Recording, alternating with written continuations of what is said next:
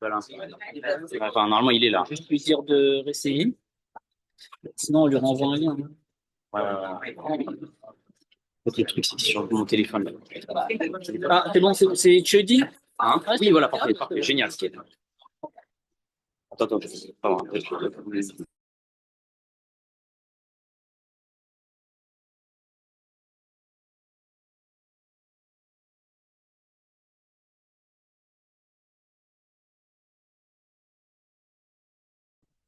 Hello. Hi. We cannot hear. Maybe it's my computer. Hello. Hello, guys. Can you guys hear as well? Testing. Hill, can you hear us now? We can hear you fine now. Oh, perfect. All right. C'est bon? Ouais, pour mettre le slide. Ah, c'est juste partagé du coup. Okay. C'est juste le slide. How are we doing, guys? Good? Yeah? Amazing. Hop. Est-ce qu'on peut leur donner accès pour recopier leur écran? Si jamais.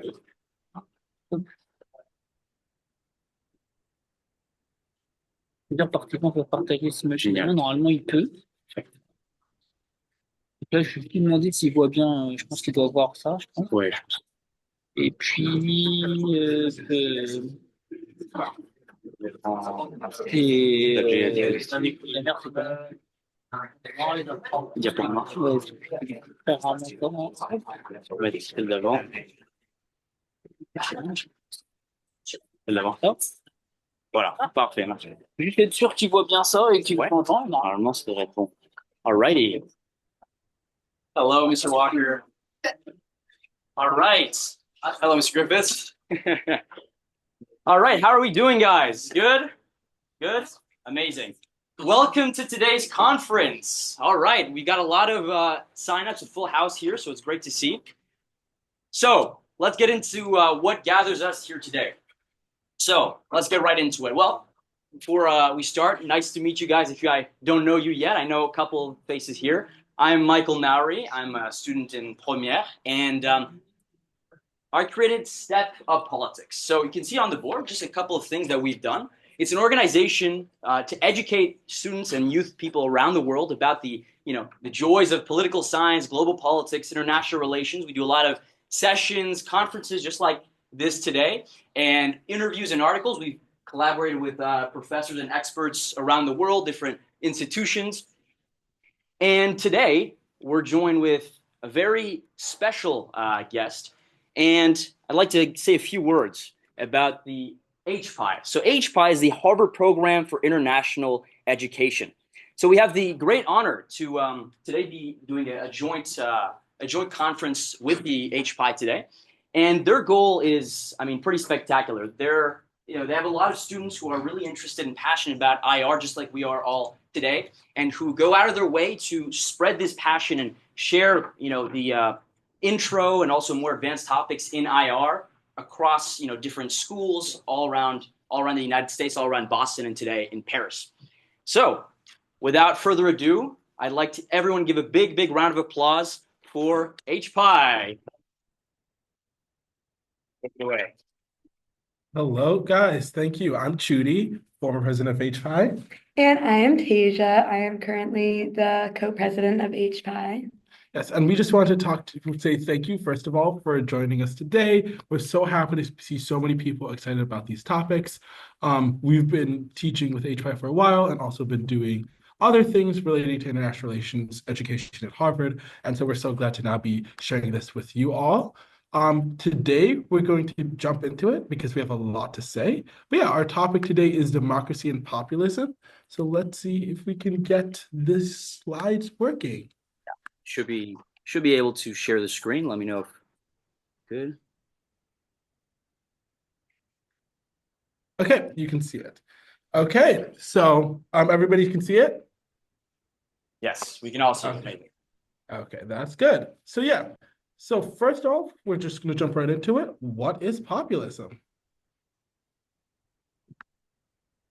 Okay, so populism is a political approach that claims to represent the interests of the common people against the elite. It is essentially a way that you build an us versus them narrative. You say that we, the people, are going to gather together to create this form of change that we would like to see. It will typically appeal to the ordinary people, the ordinary person, and it is typically takes the approach of going against the current government or the institutions and establishments you can already see in your country. Now, because of the fact that it is targeted toward the ordinary person and aims to undo institutions, it can actually take root on either side of the political spectrum, on either the left wing or the right wing, and it can be used in order to promote democracy by establishing elections and a greater voice for the people. But it can also be used to establish authoritarianism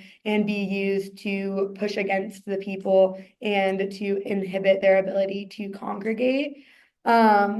And yeah, it essentially just challenges the traditional norms of institutions and the institutions that take place, and it fights to change them. And it can really have a big impact across countries as it changes the political structure of the citizens and the state. And then one other huge topic is democratic backsliding. So that's generally the erosion of civil liberties and the slow decline of democracy, not in a coup-like fashion, usually through weaker institutions, usually through slow court decisions or changing of positions or policies or elimination of other really important institutions. And I don't know if I want to expand on that more. Yeah, so just to, Trudy is 100% right. To expand a little greater, democratic backsliding takes a variety of norms, and this can include like restricting the freedom of speech from certain demographics, restricting the vote of certain, All good. getting rid of a complete institution in the country that has played an important role. It can be seen as like improperly removing government officials from their office. There are a number of different indicators that are used to track democratic backsliding, and there are organizations around the world who are currently tracking democratic backsliding and erosion across the world to try to see how we can mitigate these small things from taking root into becoming authoritarian countries. Yes.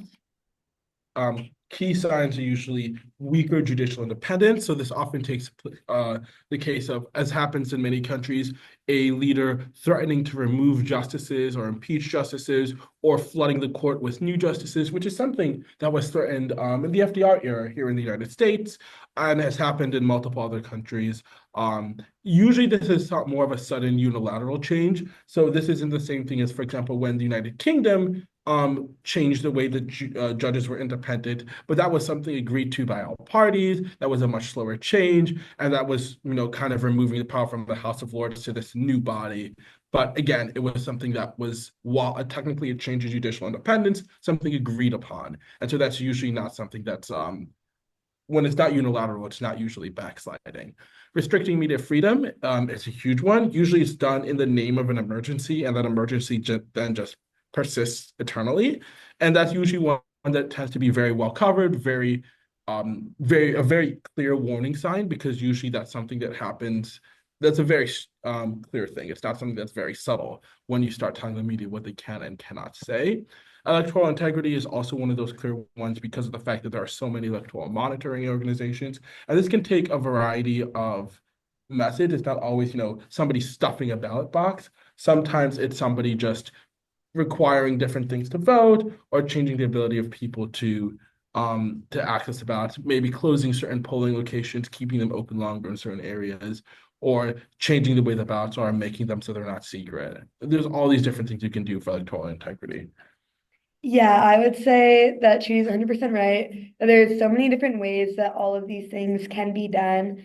I would say in terms of democratic backsliding, it's really the consolidation of executive power that is the greatest threat to democracy. When governments are able to have too much power, they have too great of rule over their citizens, and without the proper checks and balances, they're not held as liable.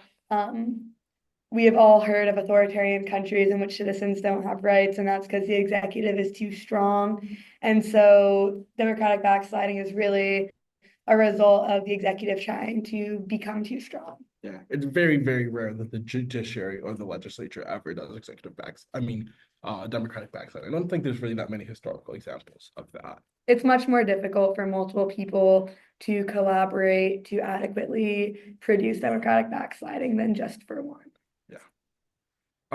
So yeah, it's often again slow and legal. It's not most of the time it's not actually through coups, and even many times when it is done through a coup, the coup is the culmination, not the start of the process in which backsliding happens. Or if it isn't the culmination, it's the start that doesn't usually go anywhere. So you saw this, I mean, one of the classic examples is Germany, where the coup, there was a coup attempted by Adolf Hitler and it went nowhere. And it was later on through the voting procedures and legal methods that he eventually obtained power. So that's one of the clearest examples of democratic backsliding being very difficult through a coup when it compared to the legal methods. Yeah. Obviously Germany is not the only case in which elected leaders have used that to initiate democratic backsliding. We've seen it in a number of countries across the world. Unfortunately, not all countries are able to withstand the democratic backsliding that occurs at the hands of just one country or one government. But fortunately, a lot of countries historically have had the ability to still make it through the governments. It's really that transition of power that takes place after the leader in charge of democratic backsliding that really influences what happens next. And yeah, public support can definitely make democratic backsliding really, really hard to detect, because when you think everyone supports something, it gets into the question of whether or not we are listening to the will of the people and whether or not that is right, which that can always be a further debate as to what degree should all voices be heard and weighted equally when they can be harmful, but that's not the debate for now. Yeah, simply being a majority doesn't make it democratic, given the fact that generally most democracies are bound by their constitutions or some other tradition to say what a vote can do. So a vote should not be able to take away the rights of others, or completely remove due process from certain people, which gets us into our first case study. Now, for context, HPI really works on a method in which we look through. Oh, I didn't know that I could do that. HPI works through a case study method in which we look at various cases that have happened throughout history or even in the present, and we kind of take them to look at specific parts of the issue we're discussing. And Nayib Bukele is a really, really clear look at the rise of authoritarian or democratic backsliding. Yeah, so let's get into the basics of who is Nayib Bukele. So to begin with, he is the president of El Salvador, who was elected in 2019. He is the former mayor of San Salvador. He is actually also the former mayor of another smaller town that had around 10,000 people before he became the mayor of San Salvador. He's young, charismatic, and highly active on social media, which we will get into in greater detail in just a second. And he presents himself as an outsider to traditional politics. So Bukele is actually the youngest president in Latin American history. I believe right now, I think he's 43 or 41. And he was elected president at just 37 years old after being the mayor of San Salvador because he was seen as very effective. Now, during his rule, really tried to run a campaign anti-corruption. Actually, let's go to the next slide. Yeah, so we're gonna talk into his political journey. So he originally joined as part of the left-wing FMLN party, and he was later expelled before running as an independent, then joined the Ghana party. He won the 2019 election in a landslide, breaking a 30-year two-party dominance. Now, the important thing about Nayib Bukele's election is that, as we saw on the last slide, he has always tried to brand himself an outsider to politics. He has really branded himself as part of the new generation of the party that he is a part of, and that he really wants to change. He wants to be a revolutionary. And that is very important because he's been very effective, but his strategies for success have included a strong anti-corruption and anti-establishment message, which as part of that, like his big campaign slogan was there's enough money to go around as long as no one steals. And he has like a heavy use of social media to engage with the youth and bypass the traditional media. And he has used all of this to capitalize on the public frustration with crime, poverty, and political stagnation. But here's where the issues come in. So El Salvador has a historic gang issue, with MS-13 being one of the greatest threats to the safety of their citizens. And this issue started around the late 1990s, early 2000s, when the American government extradited all the El Salvadoran refugees back to El Salvador without informing them who was guilty or accused of what crimes, which essentially moved the gang and territory war from America to El Salvador. And so for the last 25 years, El Salvador has been trying extremely hard to handle this and curb the crime and violence that they're seeing on a daily basis. And so historically, all politicians and government leaders have been guilty and accused of conspiring with the gangs in order to reduce the death toll during their term, which is illegal because, as most countries, it's illegal to negotiate with terrorists. And so in his campaign, Bukele has really gone hard on this anti-corruption, anti-gang violence rhetoric. And in an attempt to curb the gang violence, he has wrongfully imprisoned over 2% of his entire country in order to make it safer, allegedly. And you can go to the next slide. And so while he is doing this, he has issued an executive state of order in which they are allowed to arrest anyone for just looking guilty or looking like a criminal. They have arrested people of color, they have arrested autistic people, they have arrested people across a variety of different categories who are realistically, or poor people have also been an excessive target. And obviously, this is not right. A lot of them do not have due process. Bukele claimed around 2022 that likely only 1% of them were falsely imprisoned. But when you're imprisoning 2% of your entire country, you do have to question that. Now, it gets really, really controversial because Bukele allegedly has over an 80% approval rating back home in El Salvador. And so that shows that the people support what he is doing and all of his actions, despite the way that they have gone extremely against democratic norms and are threatening like the previous institutions that have been implemented, because he has also spoken over the lower houses in his country and has done some things that have been seen as going against like the court or the Senate in highly, highly controversial ways.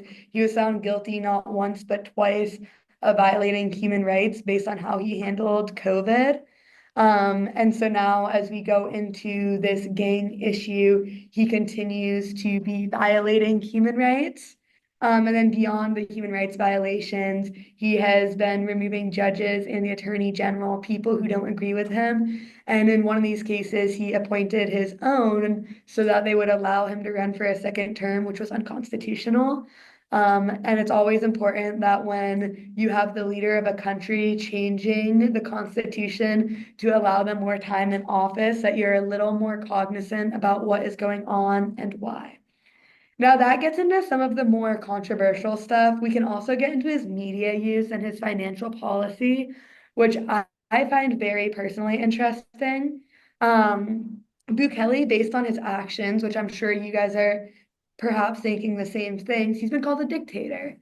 And in response to that, he changed his Twitter bio to World Schoolist Dictator.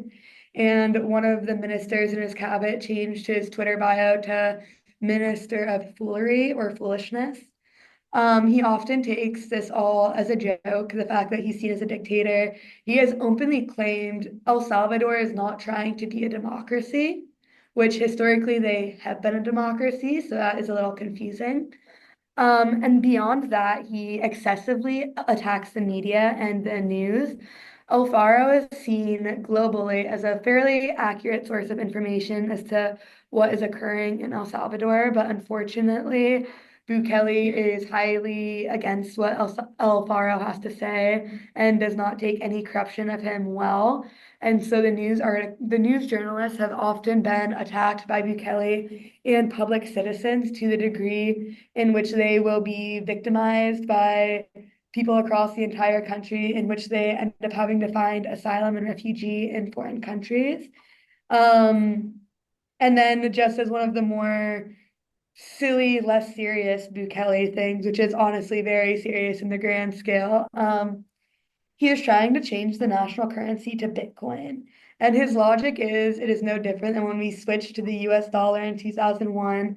I have no clue why we did that. I assume it's for the banks, but this will be done for the El Salvadoran people, as over 50% of El Salvadorans don't have bank accounts, but over 70% have cell phones.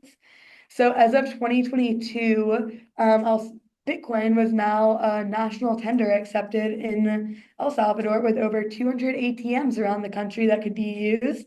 And he was simultaneously planning to open Bitcoin City, which would be an island used to mine Bitcoin with the geothermal energy of a volcano that is like simultaneously going to be like fully funded by investors.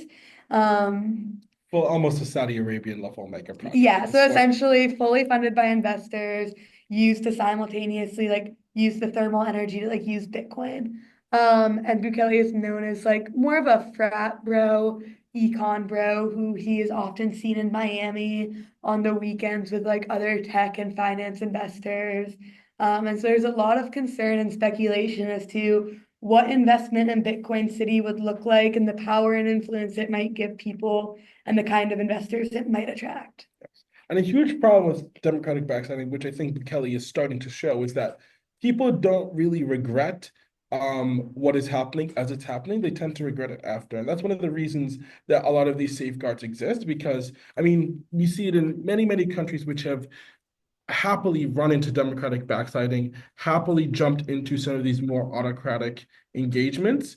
But as they've slowly seen the effects of them, they've ended up seeing the population end up getting angrier and angrier at the effects, which we're seeing a little bit of in El Salvador, with some people being a little upset that people are just getting disappeared right off the streets, and are starting to also become concerned that the tools that are being used to attack alleged gang members could also be used to attack alleged dissidents or alleged journalists, which is something that is obviously going to be very concerning as time goes on, if he's ever going to leave office, which is a big if at this point in time. I know we're saving questions to the end, but I'm sure you guys have a lot of questions now, so make sure you keep them, and we'll be clear to answer them for the end for you guys. And I guess just one more thing to kind of throw on is that, yeah, people will be unhappy in the long run. It's the short run where it's really scary. Bukele's big justification is, yeah, people are going to be upset. The gang members have mothers, they have wives, they have children. People will be upset, but they'll be less upset if they're alive and safe. And this is not necessarily the only time they have used a policy like this. During Bukele's predecessor, they used a policy called Mano Dura, which stands for strong hand, and they would send soldiers into poor neighborhoods to arrest a lot of people. And the really interesting and controversial thing is, when Bukele was president of San Salvador, he criticized those policies extensively, and now he does the same thing, but then he's simultaneously bringing in infrastructure and development, which they like. And so I guess the one question I would want you guys to think about going forward from this case study is the trade-off of safety and security. While Bukele has made the country the safest country in the world when it used to be ranked very low, there is definitely a cost that has come with it. And when you go into the world and you think about who you vote for as leaders or the leaders you want to be, these are unfortunately some of the questions you might be faced with.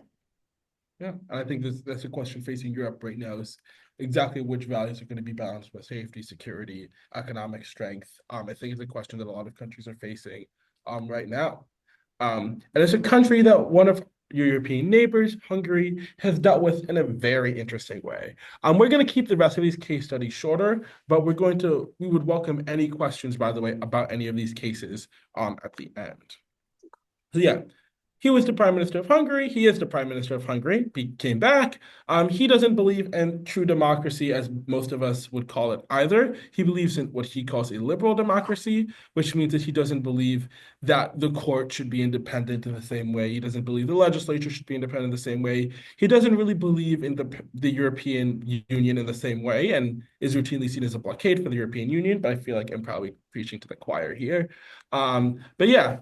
So we're going to look at some of the things he specifically did. So firstly, he brought up a lot of media control. So he had his allies take over a lot of the radio stations, a lot of the television stations, a lot of the print media, and combine them all into one big company, and then controlled that narrative, which meant that he pretty much controlled what all the people in Hungary were hearing, what they were reading, what they were seeing. And though, yes, the internet still existed, the media is very important because it's the media that is supposed to ask questions and hold people to account. It's very easy to ignore, as a politician, a question being asked to you on Twitter. It's a lot harder to ignore a question being asked to you in a press conference or interview. And when those questions are being asked, governments tend to get away with a lot more of the other bad stuff, like the weakening of judicial independence. So he pretty much tried to create more centralized executive control over the courts, and pretty much made it so the constitutional court couldn't rule it all unconstitutional. Again, the European Union tried to say that it was illegal, just like they tried to do for the news media things.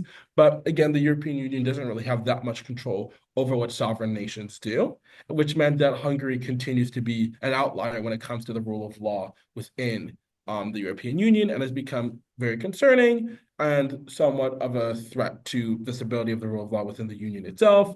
Is often seen as becoming allied not with the West, but with Russia and other non-democratic entities.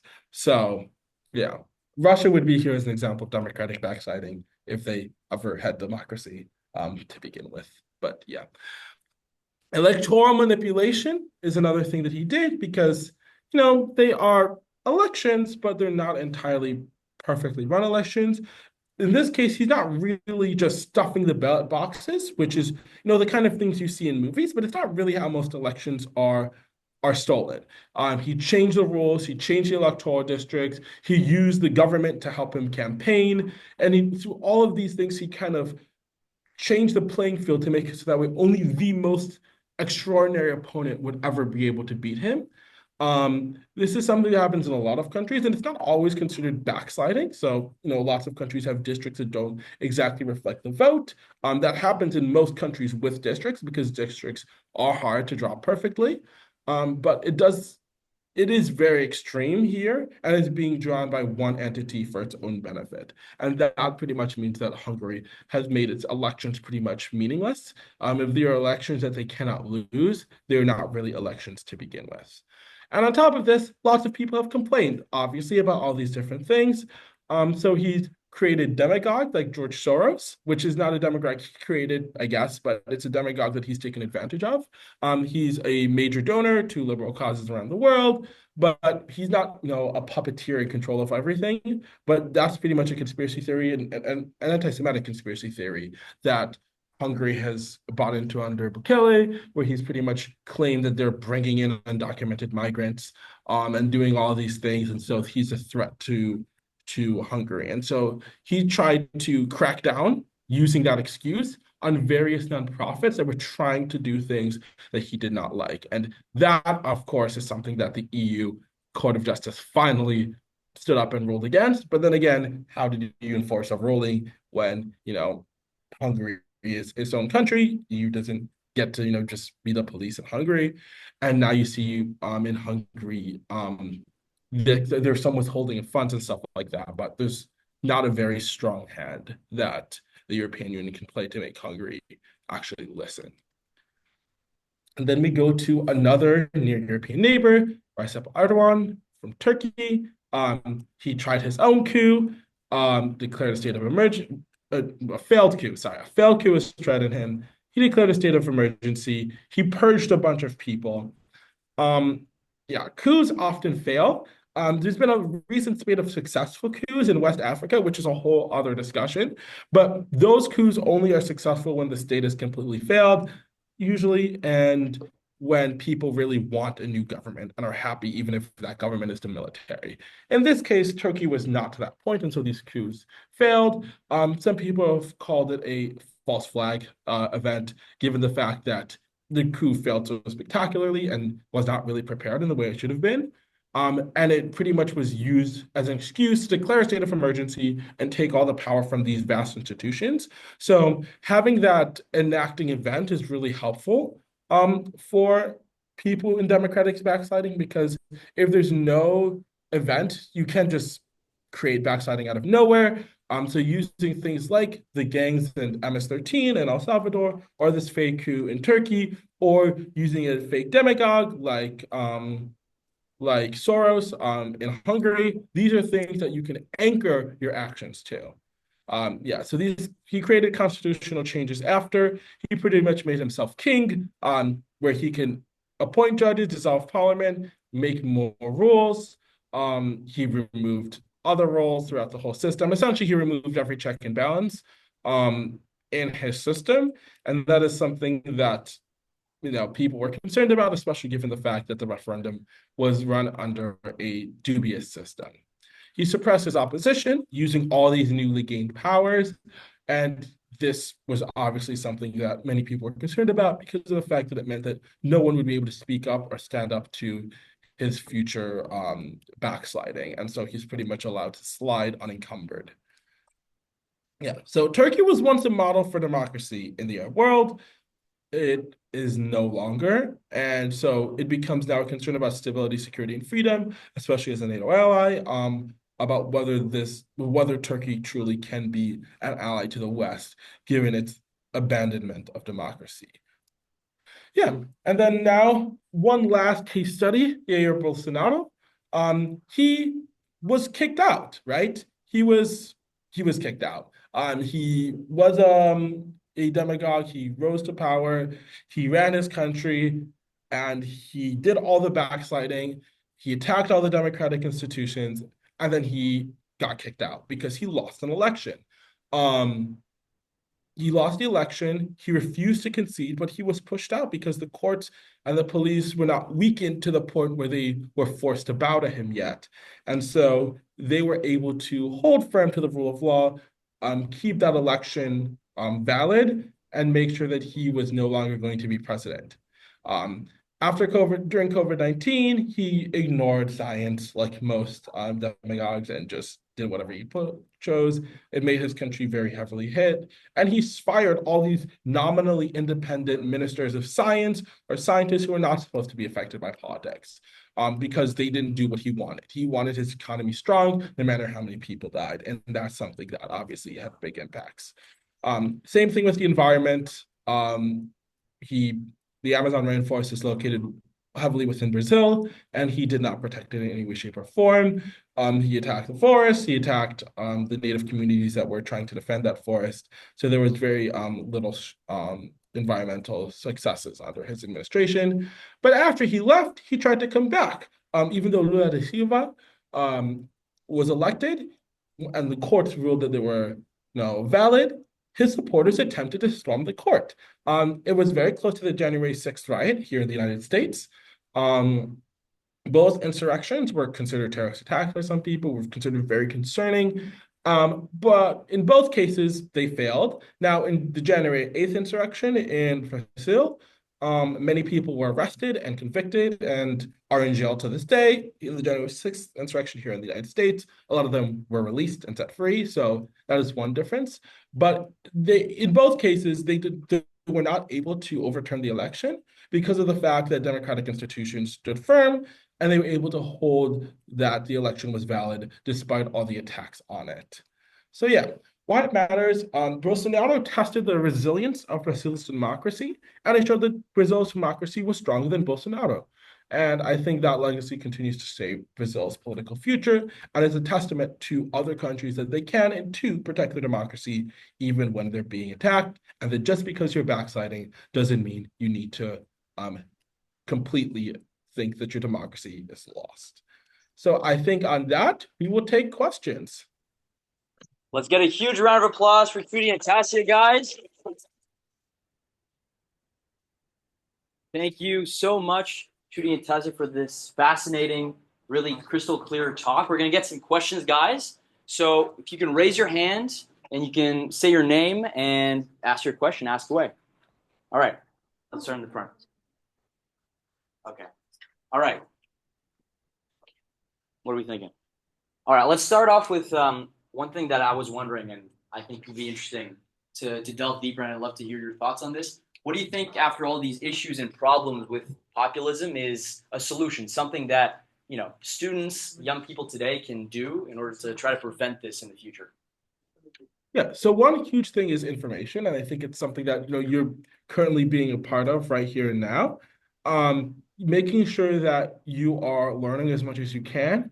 You are you are making sure that you're not vulnerable to misinformation, because that's usually what starts a lot of these populist uprisings, is that they take control of the media and they take control of social media, or they dominate social media, even if they're not technically in control of it, and they're able to kind of misinform the public, and the public kind of begins to believe things that are not true. They begin to believe in demagogues or fake science, fake threats, and that they believe that these populist leaders need to take advantage of those threats to lead, and that they're really existential and require the kind of response that many people would consider undemocratic. So yeah, I think the real key here thing is information, and there's a lot of opportunity to be even a journalist at a young age, because of the fact that there's a lot of student journalism, and that's was a really big thing in the Arab Spring and other cases where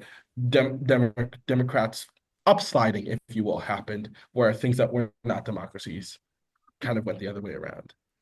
Yeah, I would definitely echo what Judy said about information being one of the most powerful things in everyone's lives. I would also say that as students and as people, the things that you guys can individually do to really help circumvent this problem is, as you go forward in life, like when you see something that you're unhappy about, or a system or an institution that you think is harmful or is not acting in the right capacity or the capacity it could, that you should try to create the change that you want to see from within. Honestly, I think enough people, so many times in this world, we see something that we're unhappy with and we don't do anything to change it. And it can be anything from the government to social justice to welfare. And the reality is if we have a big problem in this world and there's something that we all agree on, it's a lot more easy for someone to capitalize on this populist rhetoric for them to make it an us versus them thing. I think one of the most important things that you guys can truly do is to stay informed about the government and the world around you, but to also be a part of the solution, not a part of the problem. It's not always that we need to tear down every institution or that we need to rebuild everything. Sometimes we just need to revise a little bit. And we really cannot allow this polarization that we see globally to impact us. It is important that rather than making it us versus them, my party versus your party, my ideas versus your party thing, that we really go into this world with collaboration and the best interests of everyone at mind. Absolutely. Thank you so much for those words of wisdom. All right. Other questions you want to go ahead? Yeah.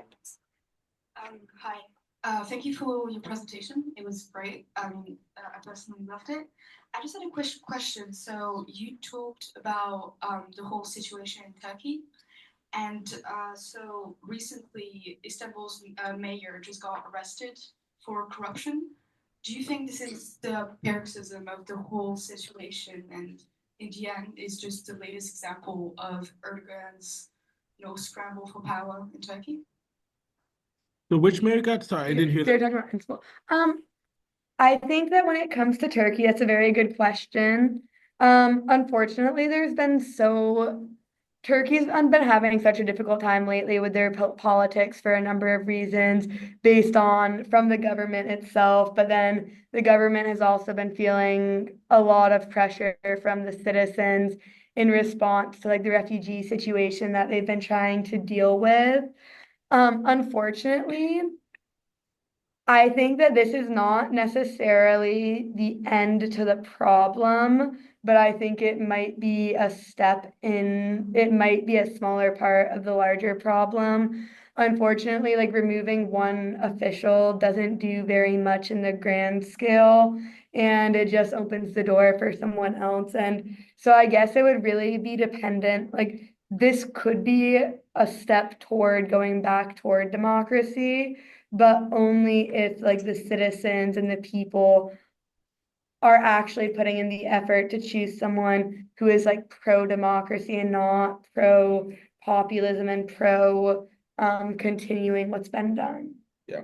So yeah, one person. I think Taisha's completely correct. One person's removal will not change the entire system. Very rarely is that even close to what's needed. As somebody whose family's from Nigeria, we've had a lot of single person changes, and we are still one of the most corrupt countries on earth. And yeah, one person alone will not do it. Great, thank you I very hope much. I Go ahead. answered adequately. Okay, well, I'm also going to thank you a lot for making the effort and preparing all this presentation. So the main question that comes to me is, are you worried that as our society become more and more polarized using all the social medias and all the new technologies, with this us versus them dynamic, are you worried that in turn this will fuel and cause some kind of general fall of democracy in the world? Yes. I 100% say yes, unfortunately. I have spent my last 4 years studying government, my last two studying democracy and democratic backsliding in particular. The unfortunate reality is that this polarization we're seeing globally is a lot harder to solve than we'd like to think. Now, while it's okay for us to have a multi-party system across the world or in different countries, there still needs to be a variety of thoughts and opinions. Speaking specifically from the American perspective of our polarization in this country, I personally cannot fundamentally begin to comprehend the way that we can reconcile this polarization.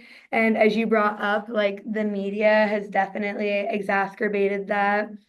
I think that democracy is definitely going to be threatened by polarization because when you have people who want such fundamentally different things, it can be extremely difficult to agree on them, especially when we're not talking about just our desire for social issues or just our desire for the economy or just our desire for foreign relations. We're talking about people who have all these views on all these different levels of these different categories that are so fundamentally different, and we're all so strongly held to these beliefs oftentimes. And I think that the more polarized we get, the bigger threat it is.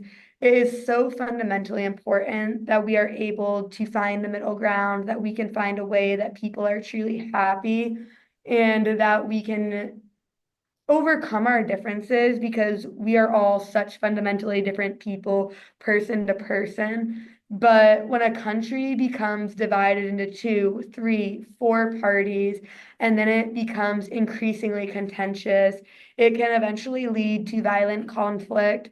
As Trudy mentioned, he's from Nigeria, and they've got like three major political parties.